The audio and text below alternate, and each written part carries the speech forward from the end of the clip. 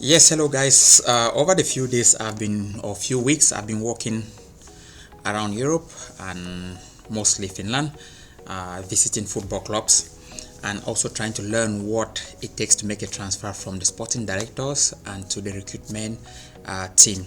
So in this video I'm going to give you guys a little bit of details how that functions or how that works. You see, normally for football agents, a lot of you guys fail to understand is that football clubs already have people they are working with them, so it's quite difficult when you ring, for example, a sporting director and he doesn't pick your call. It doesn't mean he hates you, but it's just that he has already people working with them and he's very busy. So during this video I'm going to give you some tips on how you can work on that.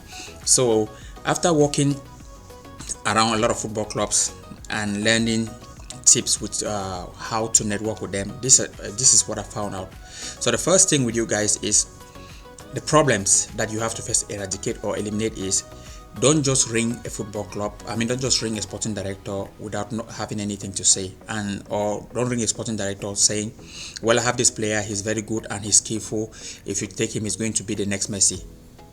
No, that is a red flag. He's not going to, the next time you ring, he's not going to pick your call, or maybe he might not even pick in the first place because they are quite busy. The second mistake people make is don't always call people, let's say, without already having everything unpackaged, because the person might pick the call and you have nothing to say too much. So if you're calling someone and the person by mistakenly the person picks the call, make sure the 1 minute or the 30 seconds you have, you give an intro or make something that it makes the person stays with you more. Okay, so that's quite important. So that's two tips. And the next thing is that I would say is, if you want to get a football club answering to your calls or your messages or whatsoever, make sure that you already have let me say good presentation of what the player, and also you have done your due diligence of what the player is and how the player can fit into the squad. So these are the solution that I found out. Okay, so if you want to become an elite agent, the reason why football people don't pick your calls or sporting directors don't answer to you is that even if you send an email, if they read that email, they don't reply to it because one, the email makes no sense. It makes no sense. What I mean by it makes no sense, because if you send an email to a sporting director writing that you have five good players and those players are all, they can play in the Premier League or they can play in La Liga or whatsoever league you are talking with the sporting director. Guys, come on. These people are very busy people. They are not going to respond to you. So how do you solve that? This is the first thing. The first thing, if you are sending an email to a sporting director, go and look at his team that is playing. Let's take, for example, he has a right back there. Let's take, for example, the right back is Dani Alves. Just an example, because probably I'm not going to get a right back like Dani Alves these days. But let's take, for example, the right back is Dani Alves. What you're going to do is, your right back that you have, you make sure you analyze him. That he has some skill set that the current right back doesn't have. This is the first thing. And then you look at the player's offensive play, defensive play, how the system, how he plays into the team, and how he doesn't, and how he fits into the team. Then you go now, when you're searching for a player, you look for that kind of player. Then if it's if it's a little bit better than the player they have there, this is how you start your message. You write this the sporting director, hello, Mr.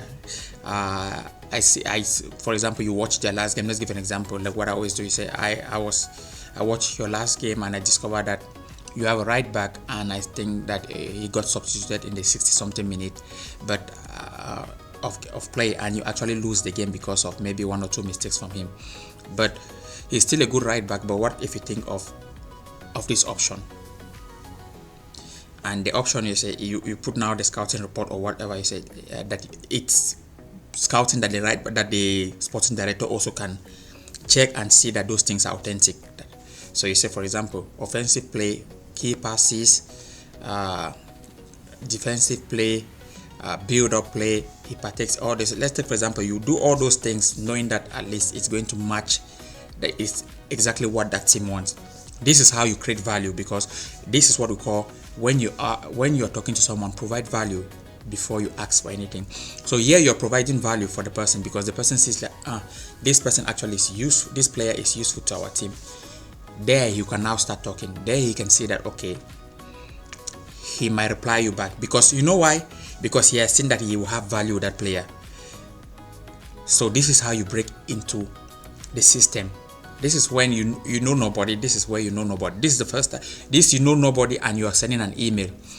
The next thing that you can do is, if you also want to break into the ecosystem of football, you have to leave your house and go to watch the games. There you are going to communicate with sporting director physically. This is the most valuable part.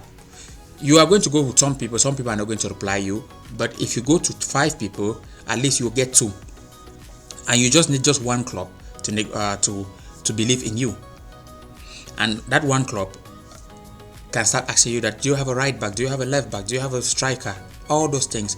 So that's how football works. You can because football is about relationship and network. You can have thousands of players, but if you don't have the clubs and the sporting director's contact, you're not an agent, you're wasting your time. So for you guys that have been contacting people and they have not been the sporting director or head of recruitment have not been responding, this is how you can get them. And another thing, go to the academic games and watch games, or go to the team when the teams are training. Take your phone, call the team and just ask, when are they training? What is the time of training? You can call the info desk. They will tell you, okay, we train at 10 o'clock. It's an open training session. Yes, that most teams have open training session. If it's not Premier League teams, yeah, they have open training session. Yeah, when I used to be in Holland, they had also, the PSV used to train an open training session. So a lot of professional clubs have open training session that you can come there. So this is how you try to network. Leave your house. When you go to first time, second, third time there, the players get used to you, and when you start communicating with the players, it becomes much easier. Now, not the players, when you start communicating with the coach, how can you break that communication with the coach? For example, you can say, hi coach, I am this, I'm a football agent. I just saw you did this tactics. I would like to know, what is the aim for this? The coach is going to explain, because he sees that you're a professional in that field, also that you are someone in that field, in the sporting field. He's going to probably say, well, we're preparing for a game tomorrow, and this is the tactics the opposition use. We're trying to counter that. You say thank you, and you break the ice by starting the communication from there. But don't sit home.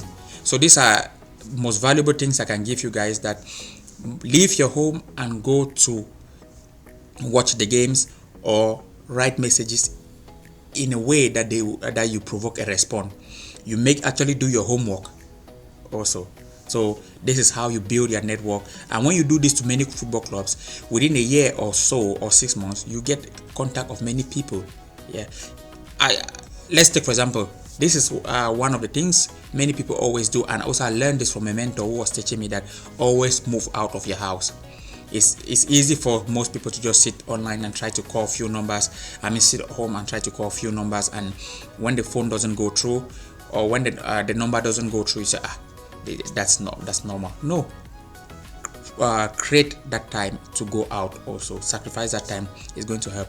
I hope this video helped some of you guys who have been asking questions about this, how to build your network, on how to communicate with football clubs. This is a very vital piece I've given you. If you do this, believe me, you're going to get a lot of clubs or sporting directors contacts that you'll be working with them and providing players for the teams. Okay guys, so take care. Today I'm in school, not at home, so it's not quite clear maybe, but I'll fix probably, but you can see me. Yeah, but enjoy and take care, and talk to you later. Cheers.